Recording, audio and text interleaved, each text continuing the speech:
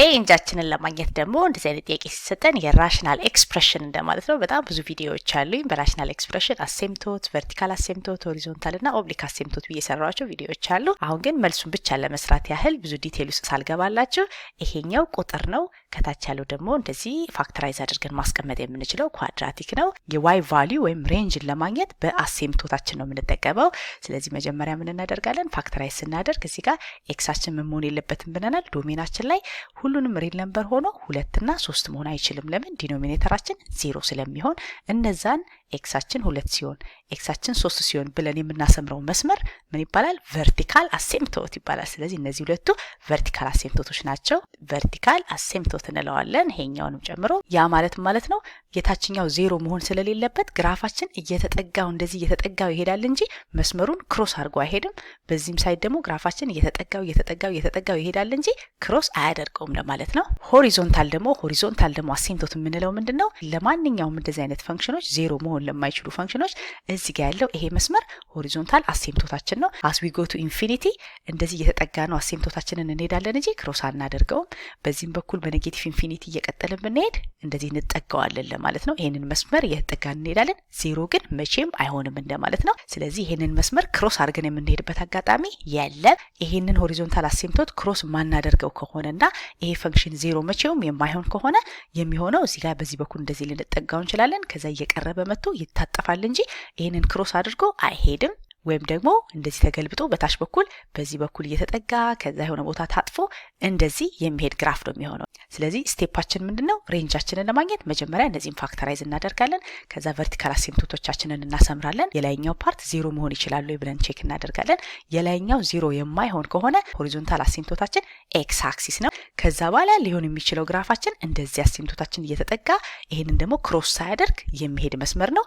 በዚህ ሳይድ ደግሞ ይሄንን ሆሪዞንታል አሴምቶት እየተጠጋን ቨርቲካሉን ግን ክሮስ ሳናደርገው እንደዚህ እየተጠጋን ነው የምንሄደው።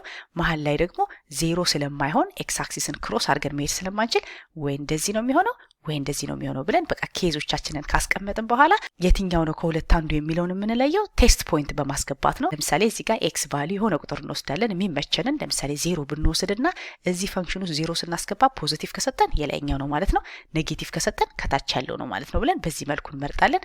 እዚህም ጋር የሆነ ቴስት ፖይንት እንወስድና ፖዚቲቭ ከመጣ የላይኛው ነው፣ ኔጌቲቭ ከሰጠን ደግሞ የታችኛው ነው ብለን በዚህ መልኩ ነው የምንለየው። ስለዚህ ለዚህኛው ቀለል ያለ ቁጥር ለመምረጥ እኔ 0 ነበር የምወስደው። ከዚህ በታች የሆነ ቁጥር 0 አለልኝ። ስለዚህ 0 ባስገባ ቁጥሬ ፖዚቲቭ ነው። ያ ማለት ይሄ ሳይሆን የሚሆነው ይሄኛው ነው ግራፋችን። እዛ በዚህ ሳይድ ደግሞ በመጣ ደግሞ ለምሳሌ 4ን ብተካ ወይም ሌላም የሚመቸንን ቁጥር መውሰድ እንችላለን። 3 ግን መሆን አይችልም። ከሱ ውጭ የሆነ ሌላ ቁጥር እዚህ ጋር 4ን ብንወስድ 4 ጊዜ 4 16 እናገኛለን። እዚህ ጋር 6 አለልን። ሁለቱን ስንደምር 22 ይሆናል። ይሄ ደግሞ 20 ነው አይደለ? 4 ጊዜ 5 20 ስለሆነ ስለዚህ መልሳችን ፖዚቲቭ ነው የሚሆነው። ያ ማለት ይሄ ሳይሆን የሚሆነው የላይኛው ነው ብለን ይሄን ካንስል እናደርገዋለን። አሁን የቀረን 2 እና በ3 መካከል ነው። እዚህ ጋር የሚታጠፍበትን 2.5 መውሰድ እንችላለን። በ2 እና በ3 መካከል 2.5ን እንወስዳለን ወይም ሌላ ቁጥር መውሰድ እንችላለን። ዋናው ፖዚቲቭ ነው ኔጌቲቭ ነው የሚሆነው የሚለውን ለመለየት ብቻ ነው። ስለዚህ 2.5 ሳስገባ 2.5 ስኩዌር ስናደርገው 6.25 ይመጣል። እዚህ ጋር ደግሞ 2.5ን በ5 ስናበዛ 12.5 ይመጣል። 6 እንዳለ ነው። ያኔ ፖዚቲቫችንን ካየነው 6 እና 6 12 ይሆንና 12.25 ነው። ይሄ ግን 12.5 ነው። ስለዚህ መልሳችን ኔጌቲቭ ነው የሚሆነው። የላይኛው ደግሞ ፖዚቲቭ ስለሆነ ፖዚቲቭ በኔጌቲቭ ኔጌቲቭ ነው የሚሰጠን።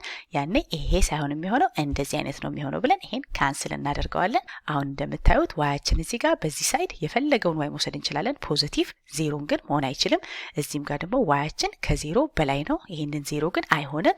በመሃል ደግሞ ካያችሁት የሆነ ቦታ ስለሚታጠፍ ይሄ የሚታጠፍበትን ቦታ ለማወቅ ይሄ ኳድራቲክ ስለሆነ -p/2a አድርገን ይሄንን የሚታጠፍበትን ፖይንት ማግኘት እንችላለን። እኛ ምን ገምት ካልን ደግሞ መሃል ላይ ነው የሚሆነው አይደል? 2.5 ላይ ነው ይሄንን እኩል የሚከፍልልን። ስለዚህ 2.5 ነው ብለን አስዩም ማድረግ እንችላለን። ነገር ግን ዝም ብለን ፎርሙላ ተጠቅመን -p/2a የሚለው ላይ ቢያችን -5 ነው። በኔጌቲቭ ስናበዛው ፖዚቲቭ 5 ይሰጠናል። 5 እንደማለት ነው። ከዛ 2 አድርገን ኤያችን 1 ነው። በ1 ብናበዛው ለውጥ አያመጣም። ስለዚህ 5ን በ2 ስናካፍል 2.5 እናገኛለን። ስለዚህ ይሄ የሚታጠፍበትን ፖይንት በዛ ማወቅ እንችላለን። 2.5 ነው። አሁን እኛ የምንፈልገው ይሄ 2.5 እንደሆነ አውቀናል። ዋያችን ምንድን ነው የሚለውን ለማወቅ ነው። ስለዚህ እዚህ ፈንክሽን ላይ መተን 2.5ን ተካና የዋይ ቫልዩአችንን ማወቅ እንችላለን። 6.25 እና 6 12.25 ይሆናል። 12.5 ስንቀንስበት ከላይ 1 እንዳለ ይሆንና የታችኛው ኔጌቲቭ 0.25 ወይም 1/4 እንደማለት ነው። ያኔ ይሄ ኔጌቲቭ 4 ይሆናል።